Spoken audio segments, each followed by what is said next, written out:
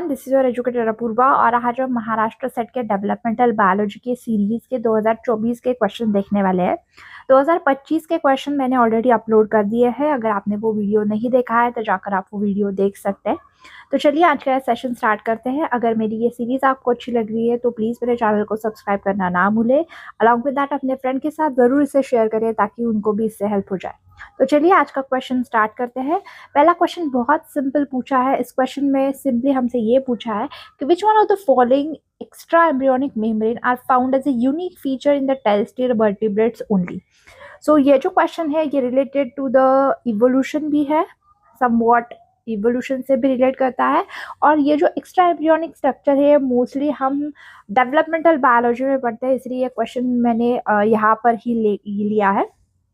सो option में देख लेते हैं, yolk sac, chorion, allantois and amnion। So इस पर्टिकुलर क्वेश्चन का आंसर अगर हम देखें तो that is nothing but the amnion। So extra embryonic membrane जो है वो वर्टिब्रेट्स में प्रेजेंट होती है, इसे हम कहते हैं amnion। सो amnion का फंक्शन ये है, this is the key membrane in the terrestrial vertebrates. तो टेरेस्ट्रियल वर्टिब्रेट्स में ही मोस्ट कॉमनली ये जो amnion का जो कवरिंग है वो देखी जाती है, that is the fluid field protected sac around the embryo, जिसे हम कहते हैं amnion। उसके बाद जो है that is a chorion, it is an outermost membrane, so enclose all other. So every embryo को इनक्लोज करने का काम जो है वो कोरियन का होता है। उसके बाद जो है एलेंटोसिस, यहाँ पे अगर हम ये सैक देखें that is nothing but the allantois, waste storage करने का काम और रिस्पायरेटरी फंक्शन जो है वो एलेंटोसिस का होता है। और उसके बाद जो है ये येलो कलर की that is nothing but the yolk sac which is a nutrient absorption and early nutrition provide करने का काम जो है वो योक सैक का होता है। So the presence of amnion enable a protection, hydration and development on the land. It is a hallmark of amniotus. So ये जो amnion की layer है, that is a unique features of terrestrial vertebrates. So amnion is defined as the extra embryonic membrane of amniotus and it is associated with adaptation to the terrestrial life. It is forms a fluid field protected sac around the embryo. Yolk sac जो होता है it is also present in many non-terrestrial vertebrates, so it is not unique. So yolk sac जो होती है वो non-terrestrial vertebrates में भी देखी जाती है। हमको क्वेश्चन स्पेसिफिकली पूछा है कि ऐसा कौन सा यूनिक फीचर है जो सिर्फ टेरेस्ट्रियल वर्टिब्रेट्स में प्रेजेंट होता है।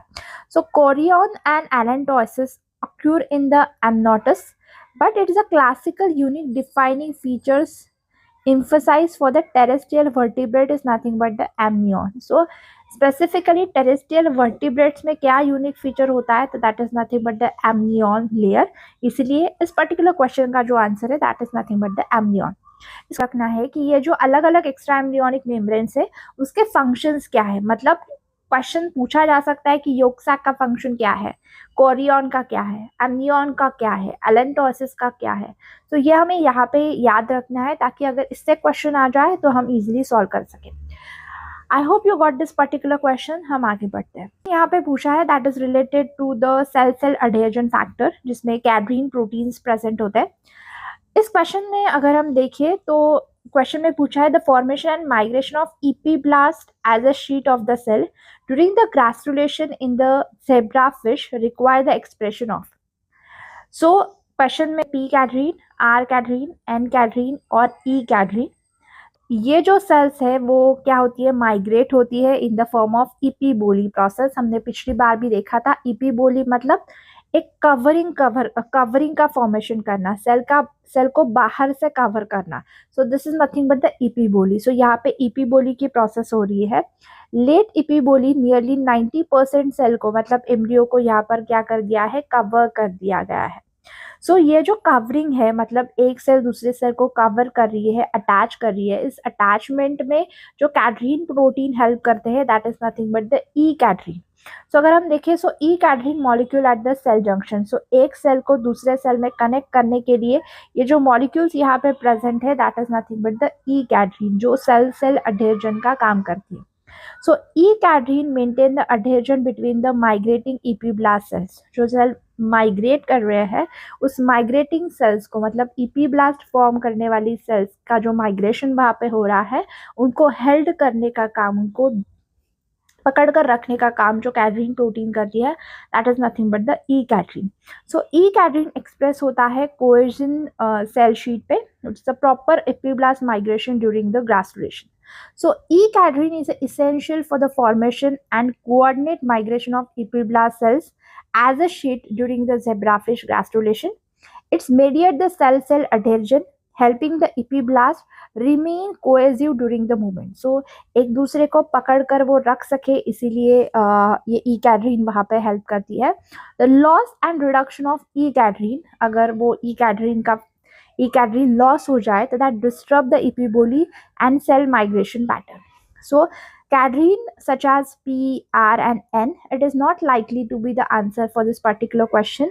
This is only जो zebrafish में epiblast सेल का फॉर्मेशन करने के लिए मदद करती है, that is nothing but the E cadherin. So ये जो क्वेश्चन है जिसमें आपको इपीबोली भी समझ में आ गया और अलॉन्ग विद दैट ई कैडरीन का फंक्शन भी समझ में आ गया, इसलिए इस क्वेश्चन का answer is nothing but the E cadherin. I hope you got this question. So epiblast से ई कैडरीन भी आप याद रख सकते हैं, दैट इज 2E का रूल यहाँ पे लगता है. I hope you got this question. जो है वो कैटरीन से ही पूछा गया है, लेकिन यहाँ पे जेब्रा फिश ना रखकर चिक का लिम्ब रख दिया गया है, और चिक के लिम्ब में कौन से कैटरीन काम करते हैं ऐसा क्वेश्चन पूछा है. दोनों सेम साल के क्वेश्चन है, मतलब दोनों सेम साल के क्वेश्चन है. क्वेश्चन में दिया है in a cheek limb the signal for the condensation of mesenchymal cell to give rise to the cartilages come from the appearance of. Mesenchymal cells के रिलेटेड क्वेश्चन पूछा था, उसमें इपीब्लास्ट के रिलेटेड क्वेश्चन पूछा है. ऑप्शन में N, E, C और B कैडरीन यहाँ पे दिया गया है. लिम्ब मेसोफिल जो है that is limb mesenchymal cells, जिसमें एन कैडरीन क्या होता है एक्सप्रेस होता है, और एन कैडरीन क्या करता है सेल सेल अडहेजन के लिए हेल्प करते हैं. So disperse mesophyll cell in the developing of chick limb. N cadherin appear to be the surface of mesenchymal cells. N cadherin mediate the homophilic cell-cell adhesion. So यहाँ पे N cadherin जो है वो एक cell को दूसरे cell के साथ बाइंड करने के लिए मदद करेंगे, और यहाँ पे mesenchymal सेल का क्या हो गया है कंडेंसेशन हो गया है. So mesenchymal cell aggregate into the dense condensation form, जिसे हम प्री कार्टिलेजस नोड्यूल कहते हैं.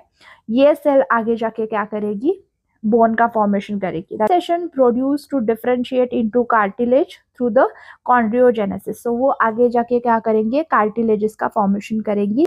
N cadherin mediated adhesion drive the mesenchymal condensation leading to the cartilage formation. So यहाँ पे क्या हो रहा है कार्टिलेज का फॉर्मेशन हो रहा है from the mesenchymal cells because of the N cadherin, क्योंकि एन कैडरीन वो सारे सेल्स को इकट्ठा करने का काम कर रही है. So, N cadherin appear to be during the P cartilageous condensation into the developing cheek limb. It promotes the cell-cell adhesion among the mesenchymal cells. This adhesion helps mesenchymal cell aggregate into the condensation, but latter is differentiated into the cartilages. वो आगे जाके mesenchymal cell cartilage formation करने के लिए help करेगी. E-cadherin is not a key cadherin associated with the cheek limb cartilages condensation event. So E-cadherin is the most common cadherin जो cell cell adhesion के लिए important role play करता है. लेकिन चिक के एम्ब्रियो में मेसेनकाइमल सेल को अडेयर करने वाली ई कैडरीन नहीं तो एन कैडरीन होती है. Therefore the appearance of N cadherin signaling mesenchymal condensation during the chondrogenesis. इस पर्टिकुलर क्वेश्चन, सो इस क्वेश्चन का आंसर है एन कैडरीन. सो आपको दोनों में से डिफरेंस समझ में आ गया होगा. So what is exactly the E cadherin function and what is exactly the N cadherin function is all about. Question है that is related to the stem cells. So stem cell is one of the important topic related to the developmental biology. इस 2024 में अगर हम देखें तो 2 questions आए हुए हैं स्टेम सेल से. क्वेश्चन में पूछा है which of the following groups of transcription factors is responsible for maintaining the pluripotency of the stem cells. ऐसे कौन से फैक्टर है जो रिस्पॉन्सिबल होते हैं प्लूरिपोटेंसी के लिए. Of the stem cell. So pluripotency का मतलब होता है ऐसे सेल्स की जो सारे सेल्स फॉर्म कर सकते हैं एक्सेप्ट एक्स्ट्रा एम्ब्रियोनिक स्ट्रक्चर। जो हमने पिछले वीडियो में इनर सेल मास देखे थे, तो इनर सेल मास के जो सेल्स होते हैं they are the pluripotent stem cells, they are form and complete embryo जो हमने देखा था। सो कंप्लीट एम्ब्रियो मतलब सारे सेल्स का फॉर्मेशन कर रहे हैं एक्सेप्ट एक्स्ट्रा एम्ब्रियोनिक स्ट्रक्चर जो हमने ट्रोफोएक्टोडर्म का स्ट्रक्चर देखा था। इनर सेल मास के सेल्स सिर्फ ट्रोफोएक्टोडर्म के सेल का फॉर्मेशन नहीं कर पाते, वो बाकी सारे सेल का फॉर्मेशन कर पाते हैं, इसीलिए इसे हम कहते हैं pluripotent stem cells. So inner cell mass के पास ऐसे कौन से जीन्स एक्सप्रेस हो रहे हैं जो उनको प्लूरिपोटेंट बना रहे हैं, ऐसा क्वेश्चन यहाँ पे पूछा है। ऑप्शन में दिया है OCT4, NANOG and STAT3, OCT4, NANOG and SOX2, ईओमेसोडर्मिन, CDX2 and SOX2, CDX2, NANOG and SOX2। सो अगर हम देखें स्टेम सेल्स के पास दो प्रॉपर्टीज होती है। पहली चीज तो वो सेल्फ रिन्यूअल की प्रॉपर्टी, मतलब अपने जैसे सेल्स को बनाने की कैपेसिटी होती है, और सेकेंड कैपेसिटी होती है कि एक डिफरेंशिएटेड सेल्स वो बना सके। सो मोस्टली जो प्लूरिपोटेंट स्टेम सेल्स है वो OCT4, SOX2 और NANOG, ये तीन जीन्स जो है वो क्या होती है एक्सप्रेस होती है, जिसमें कि SOX2 और OCT4 जो है वो सेल्फ रिन्यूअल के लिए इंपॉर्टेंट रोल प्ले करते हैं। NANOG OCT4 जो है वो प्लूरिपोटेंसी मेंटेन करने की काम करती है। So embryonic stem cell colony that is a pluripotent stem cells जो है, ये सारी जो जीन्स है they are responsible for the pluripotent stem cells. So OCT4, SOX2, NANOG are the core transcription factors that maintain the pluripotency in the embryonic stem cells. So OCT4, SOX2 and NANOG are the core transcription factor required to maintain the pluripotency of embryonic stem cells. They activate the gene involved in the self renewal and suppress the differentiation pathway. वो क्या करते हैं, self renewal और प्लूरिपोटेंसी maintain करते हैं और differentiation क्या करते हैं, प्रिवेंट करते हैं। STAT3 support the pluripotency in some cases, but classical core trio is OCT4, SOX2 and NANOG.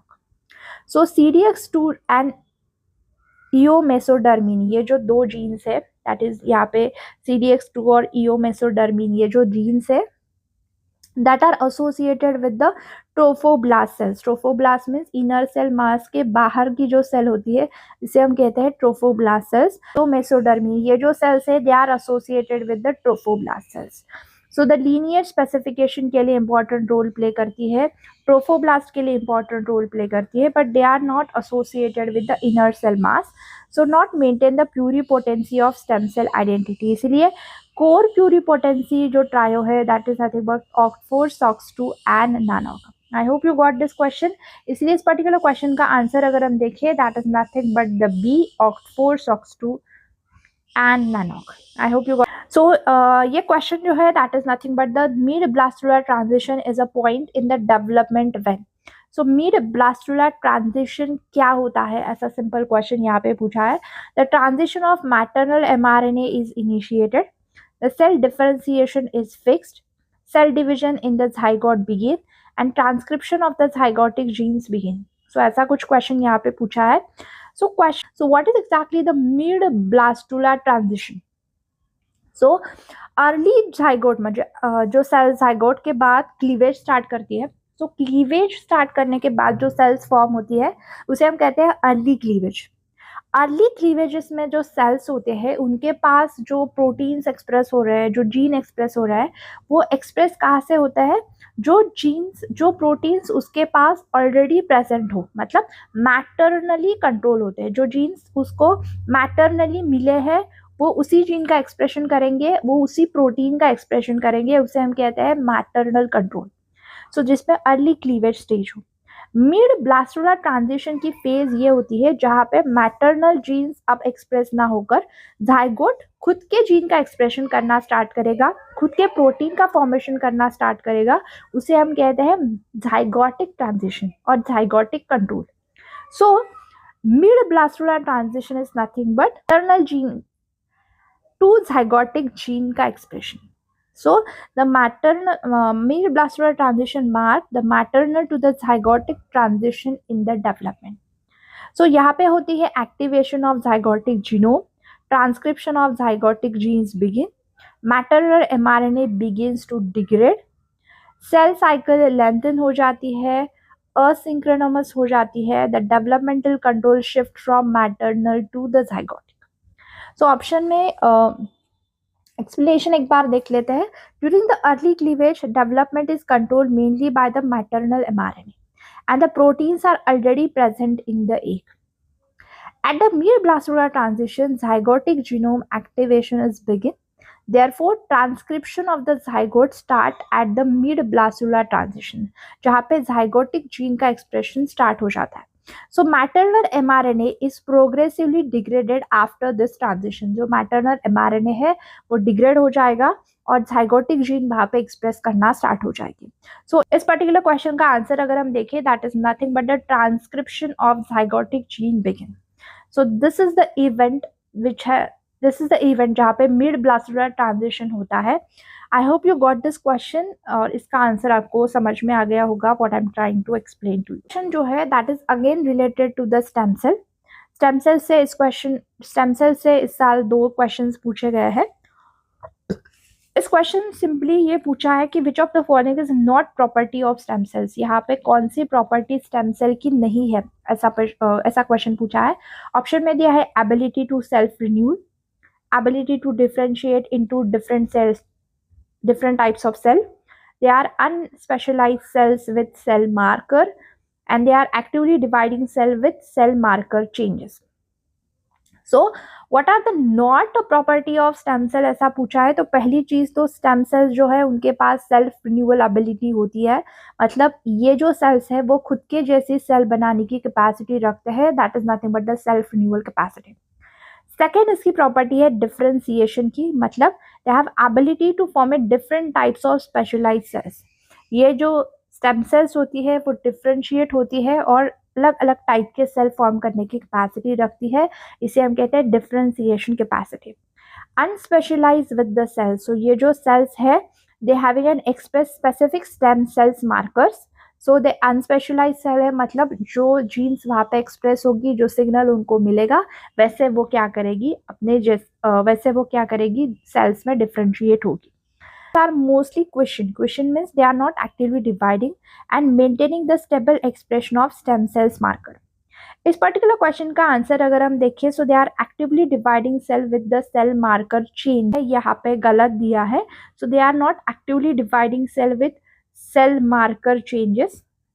यहाँ पे स्पेसिफिक मार्कर जो है वो स्टेम सेल्स में प्रेजेंट होता है। सो इसीलिए इस पर्टिकुलर क्वेश्चन का आंसर अगर हम देखें, that is nothing but the D. So stem cells have the self renewal to produce the identical stem cells. They have ability to differentiate into various specialised cells. They are unspecialized cells express the specific stem cell marker, जहाँ पे OCT4, SOX2 और NANOC की jeans है जो हमने पिछले question में देखा था। So they are not actively dividing cells with the cell marker changes. Mostly stem cells are quiescent and maintain the stable expression of cell markers. Loss or change in the markers indicate the differentiation, not the stem cell property. So the stem cell is equal to self renewal, differentiation and stable marker, जिसे हम question nature कह रहे हैं। So this is the answer of this particular question. I hope you got questions related to the developmental biology of 2024. If you have any query regarding any question, you can ask me in the comment box. If you like my series, then don't forget to subscribe my channel. Thank you so much for watching this video, guys. All the best and keep learning. Bye bye.